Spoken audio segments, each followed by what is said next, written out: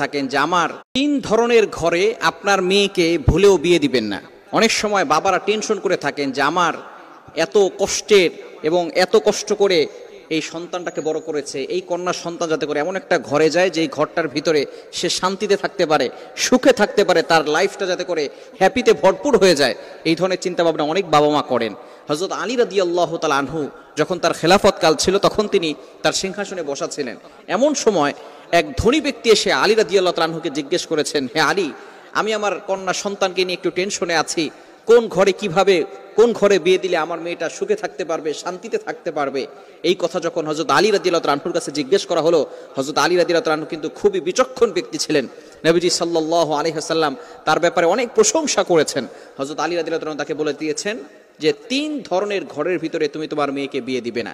এজন্য আমরা যারা মেয়েকে বিয়ে দিব এই তিনটা জিনিস ফলো করার চেষ্টা করবো। নাম্বার ওয়ান, এক নাম্বার হচ্ছে হযরত আলী রাদিয়াল্লাহু তাআলা বলছেন যেই ঘরটা মহিলারা পরিচালনা করে সেই ঘরে আপনি আপনার মেয়েকে বিয়ে দিবেন না। কেননা একজন মহিলা আরেকজন মহিলাকে দেখতে পারে না। বর্তমান সমস্যাই হচ্ছে এটা, যেই ঘরের সম্পূর্ণ দায়িত্ব মহিলারা পালন করে সেই ঘরে আপনার মেয়েকে বিয়ে দিবেন না। কেননা যখন আপনার মেয়ে ওই ঘরে যাবে তখন আপনার মেয়েটাকে সে তার মেয়ে মনে করবে না, সে তার ছেলের বউ হিসেবে ধর্তব্য করে দেখা যাবে পরবর্তী সময় এই মহিলার কথা অনুযায়ী ওই সংসারে আপনার মেয়ে ভালো থাকতে পারবে না। সুতরাং এক নাম্বার হচ্ছে যেই ঘরের ভিতরে মহিলারা ঘরটাকে পরিচালনা করে, সব দায়িত্ব মহিলাদের উপরে, সেই ঘরে আপনার মেয়েটাকে বিয়ে দিবেন না। শুনুন, পুরুষরা কিন্তু সমাজের ভিতরে এবং ঘরের ভিতরে অশান্তির সৃষ্টি করে না, মহিলারাই দেখবেন মহিলাদেরকে দেখতে পারে না। দেখবেন আপনার একজন ভাই আছে, একজন বোন আছে, আপনার মা দেখবেন আপনার ভাইটাকে এবং আপনাকে বেশি মহব্বত করবে, কিন্তু বোনটাকে বেশি একটা মহব্বত করে না। মাছ রান্না করলে মাছের মাথাটা ছেলেটাকে দেয় আর মেয়েটাকে মাছের মাথাটা দিতে চায় না। এই যে মা তার মেয়ের সাথে মানবিকভাবে আচরণ করে নাই, সে মা তার মেয়েটাকে ছোট করে দেখতেছে।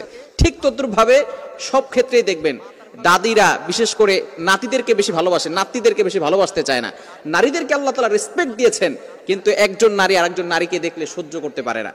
যে নিজের ঘরের ভিতরে এই ধরনের বৈষম্য তৈরি করবে, সে অন্য একটা নারী যখন সেই ঘরে আসবে কিভাবে ওই নারীর সাথে ভালো ব্যবহার করবে একটু চিন্তা করে দেখেন।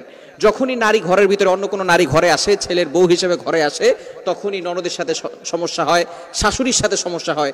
শ্বশুররা কিন্তু বিশেষ করে এই ধরনের সমস্যার ভিতরে জড়ায় না, বিভিন্ন সময় বাইরে থাকে, এই ধরনের সমস্যা তারা করেও না। এই জন্য অবশ্যই যেই ঘরটা নারীরা পরিচালনা করে সেই ঘরের ভিতরে আপনার মেয়েকে বিয়ে দিবেন না। এটা অবশ্যই যাচাই বাছাই করে তারপরে আপনার মেয়েটাকে বিয়ে দিবেন। দ্বিতীয় নাম্বার, হযরত আলী রাদিয়াল্লাহু তাআলা আনহু বলছেন যেই ঘরে মহিলাদেরকে রেসপেক্ট করা হয় না, সম্মান দেওয়া হয় না, মর্যাদা দেওয়া হয় না, ওই ঘরে বিয়ে দিবেন না। হযরত আলী রাদিয়াল্লাহু তাআলা এই কথা বলার পরে তিনি ব্যাখ্যা করছেন। প্রথম নম্বরে বলেছেন কি, যেই ঘর মহিলারা পরিচালনা করে। দ্বিতীয় নম্বর বলছে যেই ঘরের মানুষরা মহিলাদেরকে সম্মান করে না এমন ঘরও বিয়ে দেওয়া যাবে না।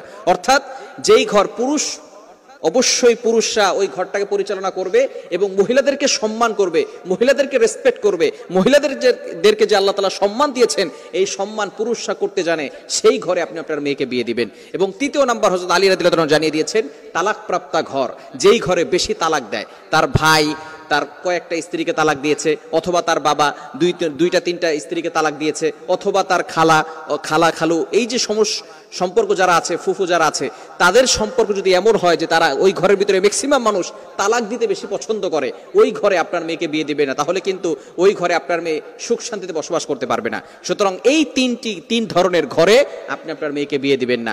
আপনি দেখে শুনে আপনার মেয়েকে ভালো জায়গায় বিয়ে দেওয়ার চেষ্টা